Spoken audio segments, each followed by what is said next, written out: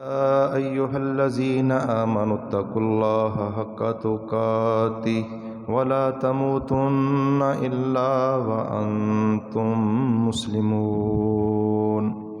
يا أيها الناس اتقوا ربكم الذي خلقكم من نفس واحدة وخلق منها زوجها وبث منهما رجالا كثيرا ونساء واتقوا الله الذي تساءلون به والأرحام إن الله كان عليكم رقيبا. يا أيها الذين آمنوا اتقوا الله وقولوا قولا سديدا يصلح لكم أعمالكم ويغفر لكم ذنوبكم ومن يطع الله ورسوله فقد فاز فوزا عظيما. أما بعد فإن خير الحديث كتاب الله وخير الهدي هدي محمد صلى الله عليه وسلم وشر الأمور محدثاتها وكل محدثة بدعة وكل بدعة ضلالة وكل ضلالة في النار. أعوذ بالله السميع العليم من الشيطان الرجيم. يقلب الله الليل والنهار إن في ذلك لعبرة لأولي الأبصار. سورہ نور 18واں پارہ آیت نمبر 44. اللہ تبارک و تعالی نے ارشاد فرمایا کہ دن اور رات کو اللہ تبارک و تعالی الٹ پلٹ کرتا ہے. بے شک اس کے اندر آنکھوں والوں کے لیے بہت بڑی عبرت ہے. یہ سردی، یہ بہار، یہ خزاں، یہ گرمی، یہ موسموں کی تبدیلی، یہ دن رات کا آنا اور جانا، کبھی دن کا بڑا ہو جانا، کبھی رات کا بڑا ہو جانا، اس کے اندر اہل عقل اور اہل خرد کے لیے نشانیاں ہیں. اس نظام ہستی کو، کائنات کو چلانے والی کوئی ذات ہے، وہ ہے اللہ رب العالمین کی ذات. محترم بزرگوں اور بھائیوں، سننے والی قابل صد احترام ماؤں اور بہنوں، ہم نے خطبہ جمعہ میں سیرت سیریز، نبی کریم صلی اللہ علیہ وسلم کی سیرت، آپ سے پہلے کے واقعات، حالات، پھر آپ کا اس دنیا میں آنا، پھر آپ کا بچپن، لڑکپن، یہ سیری شروع کی ہوئی ہے.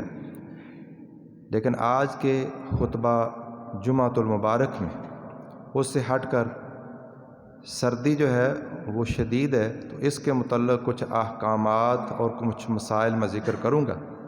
اسی طرح کوئی خاص موقع آئے گا تو وہ ہم جمعہ اس پر پڑھا کر پھر اپنی وہ سیری انشاءاللہ شروع کر دیا کریں گے. سورہ نور کی آیت کے مطابق دن رات کو چھوٹا کرنا، بڑا کرنا، لے جانا، لے آنا، یہ صرف اور صرف اللہ کی ذات ہی کرتی ہے، اور پوری کائنات کا نظام اللہ ہی چلاتا ہے. محترم بھائیوں، سب سے پہلے کبھی یہ سخت سردی ہو جاتی ہے، کبھی سخت گرمی آ جاتی ہے، تو کیا اس کا کوئی سبب بھی ہے؟ تو حدیث موجود ہے. رسول اللہ صلی اللہ علیہ وآلہ وسلم نے ارشاد فرمایا کہ اشتاقت النار الی ربها فقالت اکل بعضی بعضا، کہ نبی کریم صلی اللہ علیہ وسلم نے ارشاد فرمایا کہ جہنم نے اللہ تبارک و تعالیٰ کے سامنے شکایت کی کہ اے اللہ، میرا بعض حصہ بعض کو کھا رہا. جہنم جو کافروں کا دائمی ٹھکانہ ہے، اور جس میں گنہگار مومن بھی کچھ دیر کے لیے جائیں گے، اس جہنم نے اللہ تبارک و تعالیٰ کے سامنے شکایت کی کہ میرا بعض حصہ بعض کو کھائے جا رہا ہے. فآذن لہا بنفسین، اللہ تبارک و تعالیٰ نے جہنم کو 2 سانس لینے کی اجازت عطا فرمائی، نفسن فی الشتاء و نفسن فی الصیف، ایک سانس گرمی کے اندر اور ایک سانس سردی کے اندر۔ یہ جو سخت گرمی ہوتی ہے، فرمایا فَأَشَدُّ مَا تَجِدُونَ مِنَ الْحَرِّ وَأَشَدُّ مَا تَجِدُونَ مِنَ الزَّمْحَرِيرِ، صحیح بخاری میں 3260 نمبر حدیث اور صحیح مسلم کے اندر 615 نمبر حدیث ہے۔ یعنی بخاری مسلم جس پر امت اسلامیہ کا اتفاق، ان دونوں حدیثوں کے اندر، ان دونوں کتابوں میں یہ حدیث موجود ہے۔ اب اس کا ہمیں نہیں علم کہ وہ سانس، ہمارا یہ یقین ہے 100% کہ اللہ کے نبی نے جو فرمایا ہے وہ برحق ہے، اور جہنم کے 2 طبقے ہیں، ایک آگ والا طبقہ ہے اور ایک کولڈ سٹوریج برف والا بھی طبقہ جہنم کے اندر موجود ہے۔ جہنم میں جہاں آگ ہے وہاں برف بھی ہے، آگ کا عذاب بھی ہوگا اور ٹھنڈک کا عذاب بھی ہوگا۔ تو فرمایا کہ ایک سانس جہنم لیتی ہے تو سخت گرمی ہو جاتی ہے، یعنی وہ آگ والے حصے کا سانس ہے، اور اس کو آپ دیکھیں بڑے بڑے ملکوں میں، مثلا آپ حرم کے اندر جائیں، مسجد نبوی میں جائیں تو دور پلانٹ لگے ہوئے ہیں اے سی کے، اور پائپنگ کے ذریعے ان کی ٹھنڈک جو ہے وہ مسجد نبوی ساری ٹھنڈی ہوتی ہے، اس طرح حرم شریف، لیکن وہاں سے جو اے سی سسٹم ہے وہ کافی دور ہوتا ہے۔ تو اسی طرح اللہ تبارک و تعالیٰ نے یہ کوئی ایسا سسٹم کائنات کا لگایا ہے کہ یہ جو سخت گرمی اور سخت سردی ہے یہ جہنم کے 2 سانسوں کی وجہ سے۔ تو بحیثیت مسلمان ہمارا نبی صلی اللہ علیہ وسلم کی بات پر 100% یقین ہے کہ اللہ کے نبی نے جو فرمایا برحق ہے۔ تو یہ جہنم کے سانس کی وجہ سے سخت گرمی ہوتی ہے اور سخت سردی ہوتی ہے۔ دوسرا مسئلہ کہ موسم گرما میں، موسم سرما، سردی کا جو موسم ہے اس کی کوئی فضیلت بھی موجود ہے۔ نبی کریم صلی اللہ علیہ وسلم کی حدیث ہے، آپ صلی اللہ علیہ وسلم نے فرمایا الشتاء ربیع المومن، کہ یہ سردی کا موسم جو ہے یہ مومن کے عمل کے لیے موسم بہار ہے۔ کاسورا نہارہ فصام وطال لیلہ فقام، مسند احمد بن حنبل میں بھی یہ حدیث موجود ہے، السنن الکبریٰ للبہقی، اور مسند احمد بن حنبل میں 11762 نمبر پر یہ حدیث موجود ہے۔ اس حدیث کو بعض علماء نے ضعیف بھی قرار دیا ہے اور بعض نے صحیح قرار دیا ہے۔ حدیث کا مطلب یہ ہے کہ نبی صلی اللہ علیہ وسلم نے ارشاد فرمایا کہ یہ سردی کا موسم مسلمان کے لیے ایسے سمجھیں کہ موسم بہار ہے، نیکی کمانے کے لیے۔ اس کا دن بہت چھوٹا ہوتا ہے، مومن اس میں روزہ رکھنا اس کے لیے آسان ہو جاتا ہے، نفلی روزہ رکھنا، اور راتیں لمبی ہوتی ہیں تو اچھا خاصا سو کر بھی رات کو انسان تہجد پڑھ لیتا ہے۔ تو اس لحاظ سے کہ موسم سرما جو ہے یہ ہمارے لیے کرنے کے کام، جو لوگ نفلی روزہ رکھتے ہیں ان کے لیے یہ موسم بہار ہے کہ وہ اس سردی میں روزہ رکھیں، کیونکہ دن چھوٹے ہیں اور راتیں لمبی ہوتی ہیں۔ رات کو انسان عشاء کی نماز پڑھ کر سو جائے اور صبح تہجد وقت آسانی سے اٹھ کر وہ تہجد بھی پڑھ سکتا ہے۔ لہذا اس سلسلے میں اسی طرح حضرت عمر رضی اللہ تعالیٰ عنہ وہ بھی فرماتے ہیں کہ غنیمت العابدین، کہ یہ جو سردی کا موسم ہے یہ عبادت گزاروں کے لیے، تہجد پڑھنے والوں کے لیے یہ غنیمت ہے، لوٹ کا مال ہے۔ تو فضیلت، اور پھر اس سردی کے موسم کے اندر وضو کرنا، جن لوگوں کے گھروں میں گیزر ہیں ان کے لیے تو آسان ہوتا ہے، یہ پانی گرم کر لیتے ہیں، لیکن جو لوگ ٹھنڈے پانی کے ساتھ وضو کرتے ہیں تو اس کا اجر بھی اللہ تبارک و تعالیٰ نے بہت زیادہ رکھا ہے۔ صحیح مسلم کے اندر حدیث ہے، رسول اللہ صلی اللہ علیہ وسلم نے فرمایا الا ادلکم علی ما یمحو اللہ بہ الخطایا ویرفع بہ الدرجات میرے صحابہ بتاؤ کیا میں تمہیں وہ چیز نہ بتاؤں جس کے ذریعے اللہ درجوں کو بلند کر دیتا ہے، گناہوں کو مٹا دیتا ہے، یعنی گناہ معاف ہو جاتے ہیں اور درجے بلند ہو جاتے ہیں۔ تو صحابہ کرام کہنے لگے کیوں نہیں اللہ کے رسول، آپ ضرور ہمیں بتائیں۔ فرمایا اسباغ الوضوء علی المکارہ، کہ جب وضو کرنا مشکل ہو، بڑا سخت ہو، اس وقت بہترین وضو کرنا، پورا وضو کرنا۔ اور فرمایا وکثرۃ الخطا الی المساجد، نمبر 1 کہ جب پانی ٹھنڈا ہو، وضو کرنا مشکل ہو، اس وقت بھی بہترین وضو کرنا۔ اور نمبر 2 زیادہ قدم چل کر مسجد میں جانا۔ وانتظار الصلاۃ بعد الصلاۃ، ایک نماز پڑھی ہے دوسری نماز کا انتظار کرنا کہ کب وقت آئے گا ہمیں اللہ مسجد میں حاضری نصیب فرمائے۔ فرمایا یہ جو 3 کام کرتا ہے، فذالکم الرباط، صحیح مسلم کے اندر 615 نمبر یہ حدیث ہے، فذالکم الرباط، اور ترمذی میں 3 مرتبہ یہ لفظ ہیں، فذالکم الرباط، فذالکم الرباط، فذالکم الرباط۔ رباط کسے کہتے ہیں؟ مجاہدین سرحدی چوکیوں پر پہرا دیتے ہیں، اس کو رباط کہتے ہیں۔ رباط یومن فی سبیل اللہ خیر من الدنیا وما فیہا، جو مجاہد سرحدی چوکی پر، جیسے ہماری رینجرز ہوتی ہیں، ایک دن پہرا دیتا ہے، یہ ایک دن کا پہرا دنیا اور دنیا میں جو کچھ ہے اس سے بہتر، افضل، اعلیٰ اور اولا۔ اور اگر کوئی شخص سرحدی چوکیوں پر مجاہد فوجی پہرا دیتے ہوئے فوت ہو جاتا ہے تو اس کا عمل جاری ہے، یہ پہرا دینے کا اجر مسلسل اس کو ملتا ہی رہے گا۔ اور اسی طرح وہ کافر کے مقابلے میں، دشمن جو کافر ہے اس کے مقابلے میں سرحد پر ڈٹا ہوا ہے، اور یہ سخت سردی کے باوجود بہترین وضو کر کے شیطان کے مقابلے میں ڈٹا ہوا ہے۔ فذالکم الرباط، یہ سرحدی چوکی پر پہرا دینے کا جتنا اجر و ثواب ہے، اتنا اللہ اسے اجر و ثواب عطا فرمائے گا۔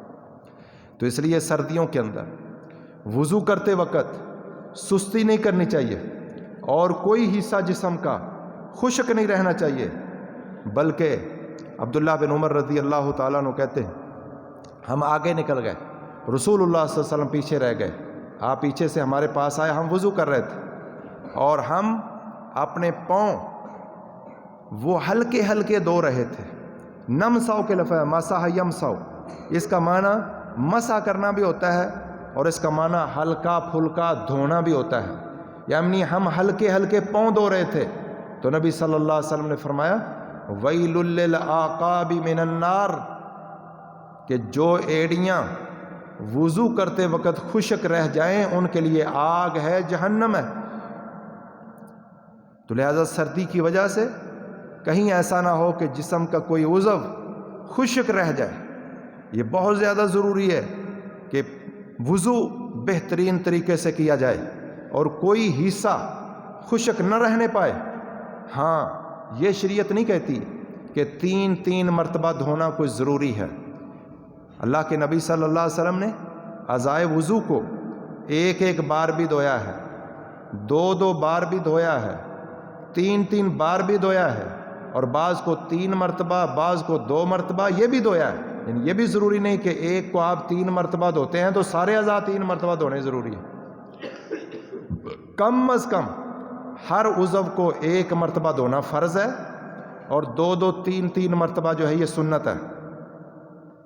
لہٰذا صحیح بخاری کے اندر حدیث موجود ہے کہ نبی کریم صلی اللہ علیہ وسلم نے توضأ النبی صلی اللہ علیہ وسلم مرتن، صحیح بخاری میں 157 نمبر یہ حدیث موجود ہے، اللہ کے نبی صلی اللہ علیہ وسلم نے وضو کے اعضاء کو 1 مرتبہ دھویا ہے۔ تو سردی اگر کسی کو پانی بہت ٹھنڈا ہے تو ضروری نہیں کہ آپ 3 مرتبہ دھوئیں، 1 مرتبہ دھو لیں تو فریضہ ادا ہو جائے گا۔ ہاں کوئی حصہ جسم کا جو ہے وہ خشک نہیں رہنا چاہیے۔ اور وضو کرنے کے بعد اعضائے وضو کو تولیے کے ساتھ صاف کر لینا، اس میں کوئی حرج نہیں۔ صحیح بخاری میں حدیث ہے کہ نبی صلی اللہ علیہ وسلم نے وضو کیا تو آپ کی بیوی نے تولیہ یا رومال پیش کیا تو آپ صلی اللہ علیہ وسلم نے وہ نہیں لیا اور اعضائے وضو کو خشک نہیں کیا۔ اس سے کچھ لوگوں کا کہنا ہے کہ وضو صاف نہیں کرنا چاہیے کیونکہ نبی صلی اللہ علیہ وسلم نے وہ تولیہ نہیں لیا، اور کچھ کہتے ہیں کہ اس وقت صاف نہیں کیا، صاف کرتے تھے اسی لیے تو بیوی نے پیش کیا ہے۔ لیکن اس کی صریح حدیث کہ رسول اللہ صلی اللہ علیہ وسلم کان لرسول اللہ صلی اللہ علیہ وسلم خرقہ یونشف بہا بعد الوضو، نبی صلی اللہ علیہ وسلم کے لیے ایک تولیہ یا ایک رومال یا کوئی کپڑا تھا جس کے ساتھ آپ اعضائے وضو کو خشک کیا کرتے تھے۔ سلسلۃ الاحادیث صحیحہ 2099 نمبر حدیث ہے، یعنی 2100 میں ایک کم 2099 نمبر حدیث کہ رسول اللہ صلی اللہ علیہ وسلم وضو کرنے کے بعد رومال یا تولیے کے ساتھ اپنے پانی کو خشک کر لیتے تھے۔ تو یہ سنت نبوی بھی ہو گئی، اور سردیوں کے موسم میں سہولت بھی ہوگی، ٹھنڈک اور سردی سے انسان بچ جاتا ہے۔ چنانچہ تولیہ وغیرہ استعمال کرنے میں کوئی حرج نہیں ہے اعضائے وضو کو خشک کرنے کے لیے۔ اور سخت سردی اگر کسی شخص کو، خواہ وہ بیمار نہیں ہے لیکن اسے خدشہ ہے بیمار ہونے کا، اور وہاں پر پانی، یہ ہمارے علاقے میں تو خیر پھر بھی تازہ اگر موٹر چل گئی یا نل کا پانی اس کا نکال لیا یا گرم کر لیا یا ہیٹر، کچھ لوگ ہوتے ہیں جن کے پاس ٹینکیوں کا پانی ہوتا ہے اور سرکاری پانی ہوتا ہے، اس کے علاوہ کوئی پانی نہیں ہوتا، اور بالخصوص بلوچستان کا علاقہ تو پانی انتہائی زیادہ ٹھنڈا ہوتا ہے۔ اگر کوئی اس میں کسی کے اوپر غسل فرض ہو جاتا ہے اور وہ پریشان ہے کہ اگر میں نے اس پانی کے ساتھ غسل کیا تو مجھے بیمار ہونے کا اندیشہ ہے یا ہلاکت کا اندیشہ ہے، تو شریعت انسان کو اتنا بھی مجبور نہیں کرتی کہ وہ اپنے آپ کو خواہ مخواہ ہلاکت کے اندر ڈال دے اور جسم کو تکلیف پہنچائے اور بیماری مول لے لے۔ سیدنا عمر بن عاص رضی اللہ تعالیٰ عنہ جلیل القدر صحابی رسول ہیں، بہت بڑے کمانڈر ہیں، اور مصر کے فاتح ہیں۔ حضرت علی خیبر کے فاتح، عمر بن عاص فاتح مصر، سعد بن ابی وقاص فاتح ایران، حضرت عمر بن عاص رضی اللہ تعالیٰ۔ غزوہ ذات السلاسل ایک جنگ ہے، اس کے اندر امیر بن کے گئے، وہاں جنبی ہو گئے، غسل فرض ہو گیا، پانی بہت ٹھنڈا تھا، تیمم کیا اور تیمم کر کے صحابہ کرام کو جماعت کروا دی۔ بخاری شریف میں بھی امام بخاری نے اس اثر کو تعلیقاً ذکر کیا ہے، اور سنن ابی داؤد شریف کے اندر بھی یہ حدیث موجود ہے تفصیل کے ساتھ۔ عمر بن عاص اللہ کے نبی صلی اللہ علیہ وسلم سے کہتے ہیں، اللہ کے رسول صلی اللہ علیہ وسلم، اس طرح ہوا کہ میں جنبی ہو گیا، غسل فرض تھا، لیکن مجھے خدشہ ہوا کہ کہیں اپنے آپ کو ہلاک نہ کر لوں، میں نے تیمم کر لیا اور تیمم کر کے صحابہ کو جماعت کروا دی۔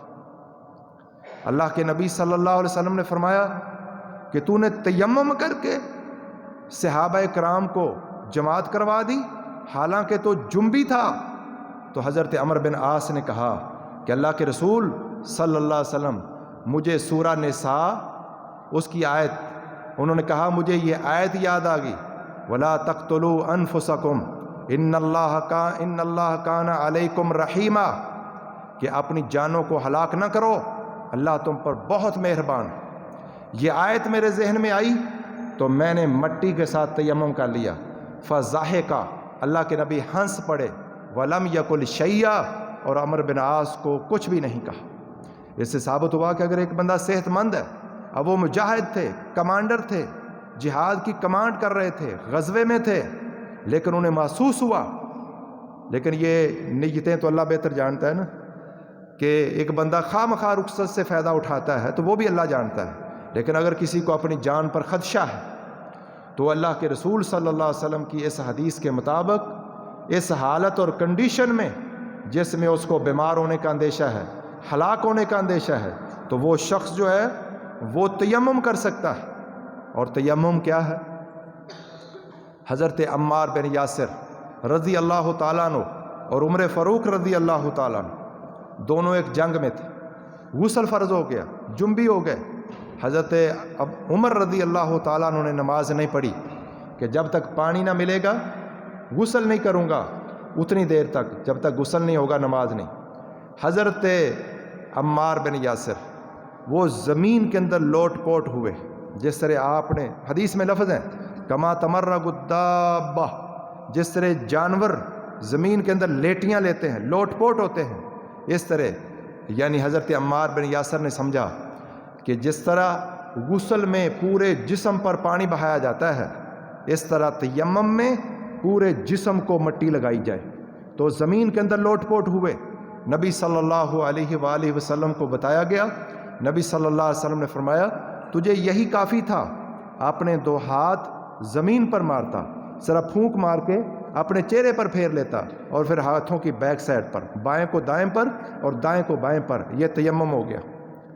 اور دوسری طرح بھی ثابت ہے کہ ہاتھ دونوں زمین پر مار کر، اور پہلے یہ پشت ہاتھوں کی اور پھر چہرے پر، پہلے چہرے پر پھیر کر پھر ہاتھوں کی پشت پر، یا پہلے ہاتھوں کی پشت پر پھر چہرے پر پھیر لو، تو دونوں طرح تیمم جو ہے یہ جائز ہے۔ لیکن تیمم اس وقت کرنا ہے جب وضو کی گنجائش نہ ہو یا غسل کی گنجائش نہ ہو۔ اگر غسل کرتا ہے تو ہلاکت کا خدشہ ہے، بیمار ہونے کا خدشہ ہے، بہت زیادہ تکلیف کا خدشہ ہے۔ بہرحال اللہ تبارک و تعالی بہت رحیم اور کریم ہے۔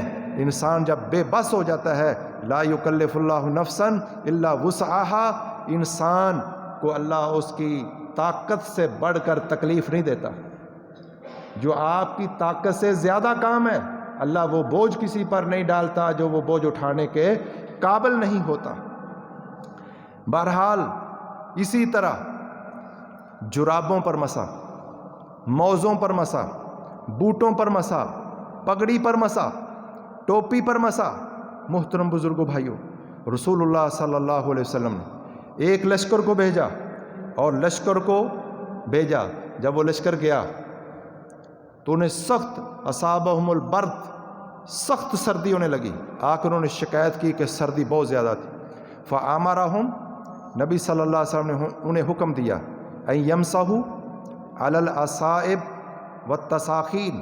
ابو داؤد شریف کے اندر یہ حدیث 146 نمبر پر موجود ہے۔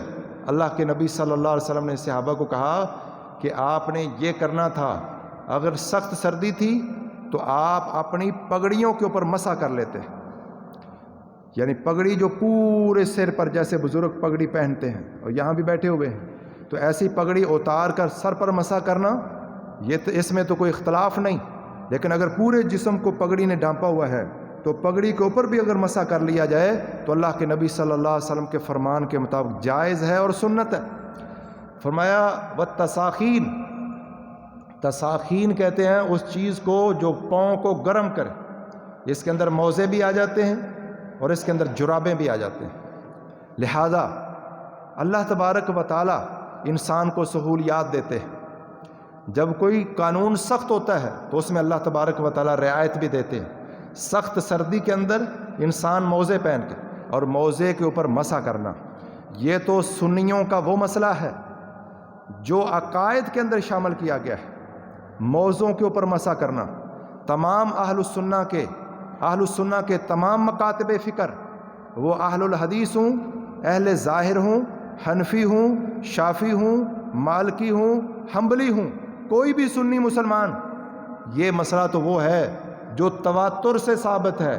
بے شمار صحابہ کرام اس کو بیان کرتے ہیں، اس میں کسی مسلمان، سنی مسلمان کو اختلاف نہیں ہے۔ ہاں دوسرے اہل تشیع، یہ اہل تشیع لفظ نہیں ہوتا، اہل تشیع لفظ ہے۔ تشیع یا تشیع، تشیع مصدر ہے باب تفاعل کا۔ اسی طرح تسنن یا تسنن، تسنن سنی ہونا اور تشیع شیعہ ہونا، ان کے نزدیک موزوں پر مسح کرنا جائز نہیں ہے، اور پاؤں بھی نہیں دھوئے جائیں گے بلکہ ننگے پاؤں کے اوپر مسح کیا جائے گا، اور اگر موزے پہنے ہیں تو اتارے جائیں گے۔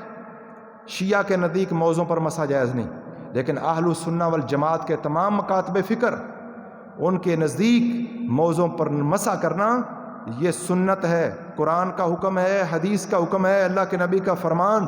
بے شمار صحابہ کرام یہ روایات بیان کرتے ہیں، متواتر حدیثیں ہیں اور چونکہ یہ اہل السنہ کا خاص مسئلہ ہے، اس لیے موضوع پر مسح کا مسئلہ اہل سنت نے اس کو اپنے عقائد میں ذکر کیا ہے کہ یہ ہمارے عقیدے کے مسئلے کی طرح بن گیا ہے، حالانکہ یہ فروع سے تعلق رکھتا ہے، لیکن چونکہ مخالفین اس کو نہیں مانتے تو اس کو عقائد کے اندر شامل کر کے اہل السنہ والجماعت یہ مسئلہ پیش کرتے ہیں۔ اس میں کسی کو کوئی اختلاف نہیں۔ جرابوں پر مسح، اس کے اندر ہمارے بعض بھائی وہ کہتے ہیں کہ سردیوں کے اندر اہل حدیثوں کے پیچھے نماز نہیں ہوتی، کیونکہ یہ جرابیں پہنتے ہیں اور جرابوں پر مسح کرتے ہیں اور پھر جماعت کرواتے ہیں، تو ان کا تو وضو ہی نہیں، جب وضو نہیں تو ان کی امامت نہیں، ان کی نماز نہیں، جب ان کی نماز نہیں تو پیچھے بھی نماز نہیں۔ اب آئیے اس مسئلے کو تھوڑا سا، میں پوری ڈیٹیل میں نہیں جانا چاہتا، لیکن خلاصتاً کچھ ذکر کروں گا کہ اللہ کے نبی صلی اللہ علیہ وسلم نے ابھی جو میں نے ذکر کی ابو داؤد شریف کی 146 نمبر حدیث کہ نبی صلی اللہ علیہ وسلم نے انہیں حکم دیا کہ وہ پگڑیوں پر مسح کریں، اور علت تساخین، تساخین کے اندر جہاں موزے شامل ہیں وہاں جرابیں بھی شامل ہیں، جو جرابیں جسم کو ہیٹ پہنچاتی ہیں وہ جرابیں بھی یہاں شامل ہیں۔ اور قیاس کا تقاضا بھی یہ ہے کہ اگر موزوں پر مسح کرنا جائز ہے تو جرابوں پر بھی مسح کرنا جائز ہے۔ اور حضرات میں یہاں ایک سوال کروں گا، جو لوگ کہتے ہیں کہ جرابوں والے کے پیچھے نماز نہیں ہوتی، تو وہ کیا امام محمد بن حسن شیبانی کے پیچھے ان کی نماز نہیں ہوگی؟ ہمارے حنفی بھائی محمد بن حسن شیبانی امام ابو حنیفہ کے شاگرد ہیں، صاحبین ان کے دونوں شاگرد ابو یوسف اور محمد بن حسن شیبانی دونوں جرابوں پر مسح کے قائل ہیں، فاعل ہیں۔ قدوری سے لے کر ہر کتاب حنفیوں کی اس میں ملے گا کہ امام ابو یوسف اور امام محمد بن حسن شیبانی دونوں وہ کہتے ہیں جرابوں پر مسح درست ہے۔ امام ابو حنیفہ کہتے رحمہ اللہ کہتے تھے جرابوں پر مسح نہیں ہے۔ اچھا، اگر امام ابو یوسف جماعت کروائے اور امام محمد بن حسن شیبانی جماعت کروائے تو کیا حنفی پیچھے نماز نہیں پڑھیں گے کہ یہ جرابیں انہیں پہنی ہوئی ہیں اور جرابوں پر مسح کر رہے ہیں؟ دونوں امام ابو حنیفہ کے شاگرد دونوں جرابوں پر مسح کے قائل ہیں، اور پھر یہ کوئی قید نہیں کہ نیچے چمڑا لگا ہو، اوپر چمڑا لگا ہو، یہ ہو فلاں ہو، کوئی قید نہیں انہوں نے لگائی ہے، مطلق جرابوں پر مسح ان کے نزدیک جائز ہے۔ اور حتیٰ کہ قدوری نے لکھا ہے، فقہ حنفی کی بڑی معتبر کتابوں میں سے کتاب قدوری شریف مختصر القدوری، اس کے اندر لکھا ہوا ہے کہ یہ دو بزرگ یہ جرابوں پر مسح کے قائل ہیں اور امام ابو حنیفہ نے منع کیا ہے، لیکن نیچے حاشیے میں لکھا ہے اپنی وفات سے پہلے امام ابو حنیفہ نے، یہ حنفیوں کی کتاب ہے قدوری، اس کے اندر لکھا ہوا ہے کہ امام ابو حنیفہ رحمۃ اللہ علیہ نے اپنی وفات سے کچھ دن پہلے اس موقف سے رجوع کر لیا تھا، یعنی انہوں نے بھی جرابوں پر مسح کیا تھا۔ تو گویا فقہ حنفی کے بڑے امام اور چھوٹے امام تینوں کا اتفاق ہو گیا۔ امام ابو حنیفہ نے، بعض روایتوں میں یہ حنفی روایت کے مطابق کہ امام ابو حنیفہ نے اپنی وفات سے 3 دن پہلے جرابوں پر مسح کیا اور پھر کہا آج میں نے وہ کام کیا ہے جو پہلے کبھی نہیں کیا تھا، یعنی جرابوں پر مسح والا کام۔ اور اس سے ثابت ہوا کہ امام ابو حنیفہ کے نزدیک بھی اگر آج دنیا میں امام ابو حنیفہ آ جائیں اور جرابوں پر وہ قائل اور فاعل ہو گئے تھے، مسح انہوں نے کیا، موقف سے رجوع کیا، وہ جماعت کروائیں، تو کیا ہمارے بھائیوں کی امام ابو حنیفہ کے پیچھے بھی نہیں ہوگی، ابو یوسف کے پیچھے بھی نہیں ہوگی، محمد بن حسن شیبانی کے پیچھے بھی نماز نہیں ہوگی؟ یہ ظلم ہے۔ اللہ کے نبی صلی اللہ علیہ وسلم کی حدیثوں سے ثابت ہے۔ ہاں ایک حدیث کہ نبی صلی اللہ علیہ وسلم نے مسح النعلین والجوربین، ترمذی وغیرہ میں حدیث ہے، اس میں اختلاف ہے صحت اور ضعف میں، یہ حدیث صحیح ہے یا ضعیف ہے؟ تو بعض نے صحیح کہا، بعض نے ضعیف کہا، لیکن محققین اس حدیث کو بھی صحیح مانتے ہیں کہ اللہ کے نبی نے جرابوں پر مسح کیا ہے اور نعلین پر بھی مسح کیا ہے۔ اور نعلین سے مراد، توجہ فرمائیں، نعلین نیچے یہ تلوا ہوتا ہے، ایک بدر شراک تسمہ اس طرح اور ایک اس طرح، یعنی جوتے آپ کے پاؤں میں جرابیں ہیں اور جرابیں ان جوتوں میں ہیں، اور اوپر آپ صلی اللہ علیہ وسلم نے مسح کیا، جس میں جوتوں کے وہ تسمے بھی آ گئے اور جرابیں بھی آ گئیں، یعنی اس طرح کے جوتے پر مسا نہیں ہوگا، کیلے جوتے پر، ہاں جو بوٹ ہوں اور ٹخنوں سے اوپر تک ہوں، جیسے فوجی بوٹ ہوتے ہیں، تو اگر کوئی نوجوان ان بوٹوں پر، ہمارے فوجی جوان بوٹوں پر جو ٹخنوں سے اوپر جا کے اور پورے جسم کو ڈھانپ لیں، ساتھ مل جائیں، جرابوں کی طرح، موزوں کی طرح ہو جائیں، تو ان بوٹوں کے اوپر مسا کرنا بھی درست ہے، اور پگڑی پر مسا کرنا بھی درست ہے۔ محترم بزرگوں بھائیوں، میں ذکر کر رہا تھا کہ اللہ کے نبی صلی اللہ علیہ وسلم نے، ترمذی شریف کے اندر حدیث ہے کہ نبی صلی اللہ علیہ وسلم نے موزوں پر اور جرابوں پر مسا کیا ہے۔ ابن ماجہ کے اندر یہ حدیث 560 نمبر پر ہے۔ چلو اس حدیث میں بعض نے کہا صحیح ہے، بعض نے کہا ضعیف ہے، ہمارے نزدیک یہ حدیث بالکل صحیح ہے، لیکن اس سے قبل میں نے جو ابو داؤد شریف کی حدیث پڑھی کہ نبی صلی اللہ علیہ وسلم نے حکم دیا صحابہ کرام کو کہ تم کیا کرو، تم پگڑیوں پر بھی مسا کر سکتے ہو، تساخین پر بھی مسا کر سکتے ہو۔ تساخین پاؤں کو گرم کرنے والی چیز، اس میں موزہ بھی آ جاتا ہے، اس میں جرابیں بھی آ جاتی ہیں، اور پھر اس کے ساتھ ساتھ صحابہ کرام کے آثار موجود ہیں۔ کتنے ہی صحابہ کرام وہ جرابیں، موزے نہیں، جرابوں پر مسا کرنے کے قائل ہیں، اور کسی ایک صحابی سے جرابوں پر مسا نہ کرنے کی روایت نہیں ہے کہ جرابوں پر مسا نہیں ہوتا۔ تو جرابوں پر جیسے موزوں پر مسا جائز ہے، اور امام محمد بن حسن شیبانی اور ابو یوسف انہوں نے صرف ایک شرط لگائی ہے کہ وہ جرابیں کس طرح کی ہوں، لا یشفان، کہ ان سے پاؤں نظر نہ آئے۔ یہ بھی نہیں کہا اتنی موٹی ہوں، اتنی گرم ہوں، صرف یہ کہا ہے لا یشفان، کدوری کے الفاظ ہیں کہ ان سے پاؤں جو ہے وہ نظر نہ آئے، یعنی بالکل باریک جن سے پاؤں باہر نظر آ رہا ہو اور سوراخ ہوں، ان جرابوں پر نہیں۔ وہ کہتے ہیں وہ جراب جو پاؤں کو ڈھانپ لے، موزے کی طرح ہو، خواہ وہ باریک ہو یا موٹی ہو، اس پر مسا ہو جاتا ہے۔ راجع مسئلہ بھی یہ ہے، یہ اللہ تبارک و تعالیٰ نے ہمیں سہولت دی ہے، صبح آپ یا کسی بھی وقت وضو کر لیں، وضو کر کے پاؤں جب آپ کے دھل گئے ہیں خشک کر کے جرابیں پہن لیں، تو ایک دن اور ایک رات مقیم ان جرابوں پر، کسی نے موزے پہنے ہیں تو اس میں تو اختلاف ہی کوئی نہیں، ان کے اوپر مسا کر سکتا ہے۔ مسافر کے لیے 3 دن اور 3 راتیں یہ مسا کرنے کی اجازت ہے۔ یہاں یہ بھی سمجھ لیں کہ مسا کرنے کا مطلب مسا ہے، مثلا ایک بندہ صبح پاؤں دھو کر وضو کر کے پاؤں دھو کر جرابیں پہن لیتا ہے، موزے پہن لیتا ہے، اور پھر اس کا وضو قائم رہتا ہے۔ اس نے صبح کی نماز تو وضو کے ساتھ پڑھی ہے، ظہر کے وقت بھی وضو قائم ہے، اس نے اسی وضو کے ساتھ نماز پڑھی ہے، اس کی مدت ابھی شروع نہیں ہوئی، اس کی مدت مسا کرنے کی اس وقت شروع ہوگی جب یہ مسا کر کے نماز پڑھے گا۔ اور بعض ہمارے بھائی جو ہیں وہ ایک وضو سے کئی نمازیں بھی پڑھ لیتے ہیں، اللہ کے نبی صلی اللہ علیہ وسلم بھی پڑھ لیتے، عام طور پر ایک وضو سے ایک ہی نماز پڑھتے تھے، لیکن ایک دن اللہ کے نبی صلی اللہ علیہ وسلم نے ایک وضو سے کئی نمازیں پڑھی تاکہ یہ بھی سنت ہو جائے۔ اگر کسی کا وضو قائم ہے، 4-5 نمازیں اس نے پڑھ لیں، تو وہ اگلے دن کی 5 نمازیں بھی مسا کر کے پڑھ سکتا ہے، کیونکہ اس کا مسا اس وقت شروع ہوا ہے جب اس نے مسا کیا ہے۔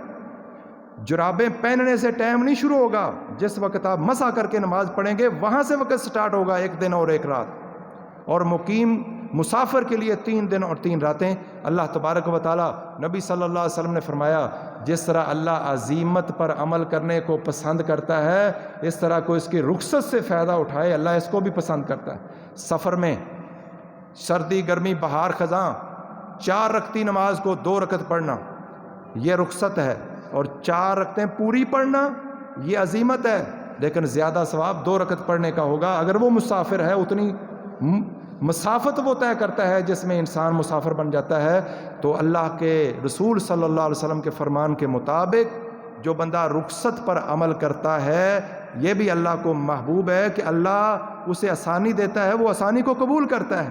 اور حضرت عائشہ فرماتی ہیں کہ نبی صلی اللہ علیہ وسلم کو جب بھی 2 معاملوں کے اندر، یعنی کئی بھائی وضو بھی ہوتا ہے، جرابیں بھی پہنی ہیں، پھر جرابیں اتار کر پھر وضو کرتے ہیں، پھر نماز کے لیے جرابیں یا موزے اتارتے ہیں، اگرچہ یہ جائز ہے لیکن اپنے آپ کو مشقت میں ڈالنا ہے۔ نبی کی سنت سنو، نبی صلی اللہ علیہ وسلم کو جب بھی دو چیزوں میں اختیار دیا گیا آپ آسان کام کرتے تھے۔ اللہ کے نبی صلی اللہ علیہ وسلم، حضرت عائشہ فرماتی ہیں، جب تک دوسرا کام گناہ نہ ہوتا تو گناہ کے قریب بھی نہیں جاتے تھے، لیکن دونوں جائز ہیں تو جو زیادہ آسان ہوتا تھا اللہ کے نبی وہ کرتے تھے۔ اور اللہ کے نبی نے فرمایا جیسے عزیمت پر عمل کرنے کا ثواب ہے ویسے ہی رخصت پر، اور بعض دفعہ رخصت پر عمل کرنے کا ثواب اور بڑھ جاتا ہے کہ اس نے عزیمت پر بھی عمل کرتا رہا، آج رخصت پر بھی عمل کر لیا۔ وما توفیقی الا باللہ، سبحان ربک رب العزت عما یصفون وسلام علی المرسلین والحمد للہ رب العالمین۔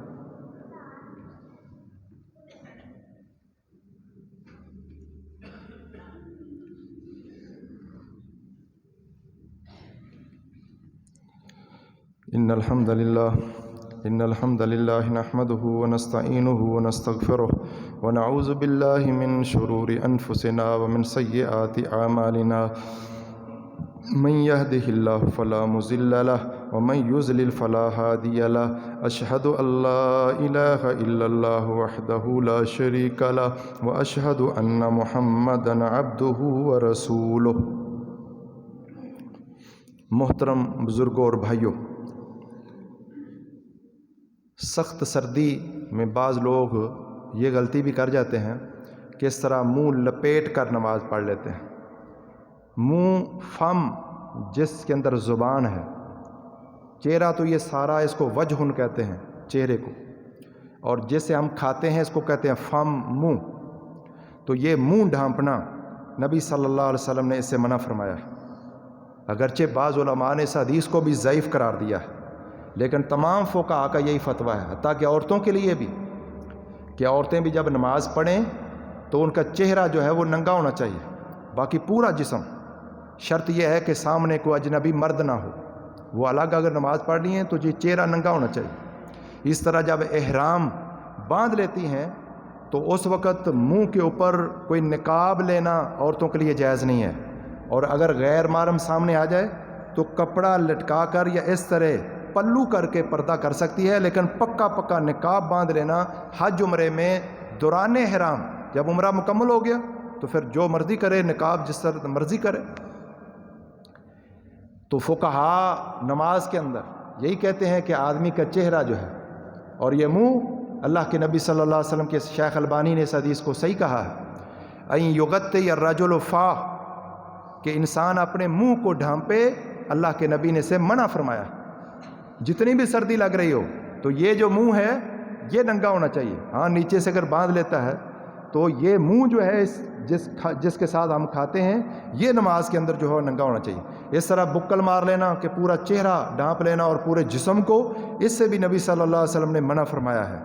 دستانے پہن کر نماز پڑھنا، بعض ہمارے بزرگ وہ یہ سمجھتے ہیں، بڑی حدیثیں ہیں، اللہ کے نبی صلی اللہ علیہ وسلم نے فرمایا کہ 7 اعضاء پر سجدہ کرنے کا حکم دیا گیا ہے۔ 7 اعضاء پر، ایک یہ ماتھا اور ناک، یہ ایک ہے، ناک بھی زمین پر لگنا چاہیے اللہ کے نبی کے فرمان کے مطابق۔ اللہ کے نبی نے اشارہ کیا کہ یہ بھی اس میں شامل ہے، ماتھا اور ناک ایک، اور یہ 2 ہاتھ، 2 گھٹنے اور 2 پاؤں، یہ 7 اعضاء زمین پر لگنے چاہیے سجدے کے وقت۔ اگر کوئی ایک بھی نہیں لگاتا، ایک پاؤں اٹھا لیتا ہے یا ایک گھٹنا اٹھا لیتا ہے، یا وہ ماتھا نہیں لگاتا صرف ناک لگا لیتا ہے، یا ماتھا لگاتا ہے ناک نہیں لگاتا، تو اس کا سجدہ نہیں ہے۔ اچھا، اس سے ہمارے بعض بزرگ یہ سمجھتے ہیں کہ بھائی 7 اعضاء پر حکم ہے اور آپ کے ماتھے پر پگڑی آ گئی ہے، پگڑی سائڈ پہ کرو۔ نہیں بھی، یہ مطلب نہیں ہے کہ ماتھے اور زمین کے درمیان پگڑی نہیں آ سکتی۔ آپ دیکھیں، گھٹنوں پر سجدہ کرنے کا حکم ہے تو گھٹنے کے اوپر تو کوئی چادر شلوار ضرور ہوتی ہے، یہ نہیں ہے منع کہ اوپر کوئی کپڑا نہیں ہو سکتا۔ اور پاؤں پر نماز پڑھنے کا حکم ہے کہ پاؤں زمین پر لگیں، اور پاؤں میں موزے پہن کر پڑھنا بالاتفاق جائز ہے، تمام اہل سنہ والجماعت کے نزدیک جائز ہے۔ بلکہ وضو کے بعد تو دوسرے بھائی جو ہیں وہ بھی اگر موزے پہن کر، یعنی وضو کے وقت مسح کریں، بعد میں موزے پہن کر نماز پڑھ لیں تو جائز ہے۔ ہاں بعض آثار ہیں کہ وہ کہتے تھے مٹی ماتھے کے ساتھ لگے، لیکن یہ کسی تابعی کا قول ہے، اللہ کے نبی کا فرمان نہیں ہے۔ بلکہ صحابہ کرام سخت گرمی جب ہوتی تھی تو اپنے کپڑے جو ہے ان کے ساتھ یعنی ہاتھ کے نیچے یا اس طرح یہ ہاتھ جو ہے آستین کے پیچھے لے جاتے تھے اور یہ آستین زمین پر رکھ دیتے تھے اور اوپر ہاتھ، یعنی ہاتھ اور زمین کے درمیان کپڑا حائل ہو جائے کوئی مسئلہ نہیں ہے، گرمی سے بچنے کے لیے، سردی سے بچنے کے لیے۔ اس طرح ماتھے پر پگڑی ہو کوئی مسئلہ نہیں ہے، جس طرح گھٹنوں پر شلوار یا چادر ہوتی ہے، پاؤں میں موزے ہوتے ہیں، کوئی مسئلہ نہیں ہے۔ اور اسی طرح نیچے فرش ہے، کوئی مسئلہ نہیں، فرش کے اوپر فوم ہے، کوئی مسئلہ نہیں، اوپر یہ کارپیٹ ہے، کوئی مسئلہ نہیں ہے، اوپر یہ دریاں ہیں، کوئی مسئلہ نہیں ہے۔ حتیٰ کہ بستر کے اوپر اللہ کے نبی صلی اللہ علیہ وسلم اپنے بستر پر نماز پڑھ لیتے تھے، لیکن وہ بستر پاک اور صاف ہونا چاہیے، نجاست نہیں، کپڑے بھی پاک، بدن بھی پاک، اور وہ جگہ جس پہ نماز پڑھتا ہے وہ بھی پاک اور باوضو۔ طہارت من الحدث و طہارت من الخبث، دونوں طہارتیں جو ہیں وہ ضروری ہیں۔ محترم بزرگوں بھائیوں، اس لیے اگر پگڑی ماتھے پر آ جائے تو بلکہ اسپیشل لے لے کہ میرا ماتھا جو ہے سخت زمین ٹھنڈی ہے، تو ماتھے پہ اگر پگڑی کر لے کوئی حرج نہیں ہے۔ صحابہ کرام کر لیتے تھے، سردی گرمی سے بچنے کے لیے کپڑا نیچے رکھ کے اوپر سجدہ کرتے تھے۔ اور اس طرح اللہ کے نبی کے بارے میں بھی آتا ہے کہ نبی صلی اللہ علیہ وسلم بھی زائد کپڑا اس طرح رکھ لیتے تھے، تو سردی گرمی سے بچنے کے لیے زمین پر کپڑا رکھ کے اوپر ہاتھ رکھنا یا ہاتھوں میں دستانے پہن لینا، اس کے اندر کوئی حرج والی بات نہیں ہے۔ اور حسن بصری کہتے ہیں کان القوم یسجدون، کہ لوگ علی الامامہ ولی القلنسوہ، لوگ پگڑیوں کے اوپر سجدہ کرتے تھے اور ٹوپیوں پر سجدہ کرتے تھے، اور ان کے ہاتھ آستینوں کے اندر کر کے یہ کپڑا نیچے رکھ کے اوپر سجدہ کر لیتے تھے، اور ہاتھ زمین پر نہیں لگنے دیتے تھے، یا نیچے کپڑا اوپر ہاتھ ہے تو اس کے اندر کوئی حرج والی بات نہیں ہے۔ اسی طرح بعض لوگ جو ہیں بہت زیادہ مسئلہ کھڑا کر دیتے ہیں، اگر مسجد میں سامنے ہیٹر لگے ہوئے ہوں تو وہ کہتے ہیں ادھر نماز نہیں ہوتی، سامنے آگ ہے اور آگ کو سجدہ کرتے تھے مجوسی، تو یہ مجوسیوں کا کام ہے۔ بھائی ایسا کوئی مسئلہ نہیں ہے، بات نیتوں پر ڈپینڈ ہے۔ مجوسی آگ کو رب سمجھتے ہیں اور اس کی پوجا کرتے ہیں، نفع نقصان کا مختار سمجھتے ہیں، اور ہم ہیٹر سے فائدہ لیتے ہیں اور انہیں اپنے تابع کرتے ہیں۔ امام بخاری رحمۃ اللہ علیہ نے بخاری میں باب باندھا ہے کہ اگر آگے آگ ہو تو نماز ہو جاتی ہے، کوئی مسئلہ نہیں۔ اور اس حدیث کو ذکر کیا، اللہ کے نبی نماز پڑھا رہے تھے، فرمایا میرے سامنے جہنم کر دی گئی۔ صحابہ نے پوچھا اللہ کے نبی آپ آگے بڑھے تھے پھر پیچھے ہٹے تھے، نماز کے اندر کیا ہوا؟ فرمایا میرے سامنے جنت کی گئی اور میرے سامنے جہنم کی گئی، اور میں آگے بڑھا تھا خوشہ توڑنے کے لیے، اگر میں توڑ لیتا تو رہتی دنیا تک تم وہ خوشہ کھاتے رہتے، کبھی ختم نہ ہوتا۔ پھر آگے آگ آئی تھی، گویا کہ آگے آگ زہر کی گئی، نبی صلی اللہ علیہ وسلم نے نماز توڑی نہیں ہے۔ امام بخاری نے یہاں سے مسئلہ نکالا ہے کہ اگر کوئی آگ کی عبادت کرتا ہے پھر سامنے آگ رکھتا ہے، یہ تو مشرک ہو گیا، بے دین ہو گیا۔ لیکن اگر سامنے کوئی ہیٹر ہے، تنور ہے، اور تو وہ سامنے نماز پڑھ رہا ہے، ہیٹ حاصل کر رہا ہے اور سجدہ رب کو کر رہا ہے، اس آگ کو کچھ بھی نہیں سمجھتا مشکل کشا اور مختار کل، تو اس میں کوئی حرج نہیں ہے۔ لہذا مسجدوں کے اندر اگر سامنے ہیٹر وغیرہ لگے ہوں، نماز پڑھنے کے اندر کسی قسم کا کوئی حرج نہیں ہے۔ لنڈے کا مال لوگ سردیوں میں خرید لیتے ہیں، تو اگر وہ کافروں سے مال آتا ہے تو کافر پاکی پلیدی کا خیال نہیں رکھتے، لہذا اس کو دھو کر پہننا چاہیے۔ لنڈے کی چیز خریدنے میں حرج نہیں ہے، اگر کوئی غریب آدمی ہے تو وہ لنڈے کی چیز بھی خرید لیتا ہے، لیکن چونکہ ہو سکتا ہے کافر ملکوں سے وہ چیزیں آئی ہوں اور کافر پاکی پلیدی کا خیال نہیں رکھتے، کپڑوں کی اتنی صفائی ستھرائی کا خیال نہیں رکھتے، تو ایسے کپڑوں کو دھو کر جو ہے ان کو استعمال کرنا چاہیے۔ محترم بزرگوں بھائیوں، ہاں ان کپڑوں پر تصویر ہو جانداروں کی تو اس کو ہٹا دیں، زائل کر دیں، یا کوئی مذہبی شعار ہو جیسے صلیب بنی ہوتی ہے کپڑوں پر، تو صلیب ایک مشرکانہ عقیدہ ہے کہ عیسیٰ علیہ السلام ہماری خاطر سولی پر چڑھ گئے، ہمارے گناہوں کا کفارہ بن گئے، تو ایسے کپڑے میں نماز نہیں پڑھنی چاہیے، یا اس صلیب کے نشان کو جو ہے وہ مٹا دینا چاہیے۔ محترم بزرگوں بھائیوں، پہلے بھی کچھ چیزیں ذکر ہو چکی، ان میں یہ ہے کہ ان سردیوں کو غنیمت سمجھیں، دن کو اللہ توفیق دے، روزہ رکھیں، رات کو تہجد کی عادت جو ہے اس کو اپنائیں، اور اس کے ساتھ ساتھ سردی کے اندر صبر کریں، نمازوں کے اندر پختگی، وضو پورا، اور یہ جو اللہ کے رسول نے ہمیں رخصتیں دی ہیں ان رخصتوں سے فائدہ اٹھائیں اور صبر کریں۔ اور سب سے بڑی بات ہے کہ یہ جو احساس کی دنیا ہے، احساس کی دنیا، میں کئی مرتبہ بیان کرتا ہوں کہ ایک مرد ہے ایک عورت ہے، دونوں نے کتے کو پانی پلایا ہے۔ اللہ تبارک و تعالیٰ نے کتے کو پانی پلانے کی وجہ سے مرد کو بھی جنت دے دی اور اس فاحشہ عورت کو بھی جنت دے دی۔ پیچھے ایک احساس ہے، اس مرد نے بھی دیکھا، اس کو بھی پیاس لگی ہوئی تھی، عورت کو بھی پیاس لگی ہوئی تھی کہ جو پیاس ہمیں ستایا نا اس نے، اس کتے کو بھی وہ پیاس ستا رہی ہے۔ اس احساس نے اس عورت نے اپنا دوپٹہ اتارا، اپنا موزہ پاؤں سے اتارا، اس کے ساتھ باندھا، کنویں میں لٹکایا، موزہ بھرا، کتے کو پلایا، جان میں جان آئی۔ اللہ تبارک و تعالیٰ نے اس فاحشہ عورت کو جنت کا وارث بنا دیا۔ اور دوسرا وہ بندہ ہے کہ وہ اپنا موزہ منہ میں ڈالتا ہے، کنویں میں اترتا ہے، پانی بھرتا ہے، پانی بھر کر موزہ منہ میں پکڑا اور پھر باہر دونوں ہاتھوں سے چڑھ کر آیا ہے، کتے کو پانی پلایا۔ یہ دونوں واقعے صحیح بخاری میں موجود ہیں۔ اللہ کے نبی صلی اللہ علیہ وسلم نے فرمایا اللہ نے دونوں کو جنت دے دی۔ اور یہاں تک فرمایا ایک بندہ، یہ بھی بخاری میں حدیث ہے، ایک بندہ جا رہا ہے راستے سے، کانٹے دار ٹہنی پڑی ہے، کنڈا، کانٹے پڑے ہوئے ہیں، اس نے اٹھا کر پھینک دیا کہ اللہ کی مخلوق کو تکلیف نہ ہو۔ اللہ تبارک و تعالیٰ فشکر اللہ لہ فغفر لہ، اللہ نے اس کی قدر کی، اس کو بھی جنت الاٹ کر دی۔ یہ تو ثواب ہے مخلوق کا احساس اور فائدہ اٹھانا۔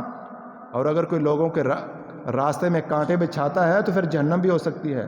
بلی کو باندھ کر مارتا ہے بھوکا پیاسا رکھ کے تو جہنم ہے۔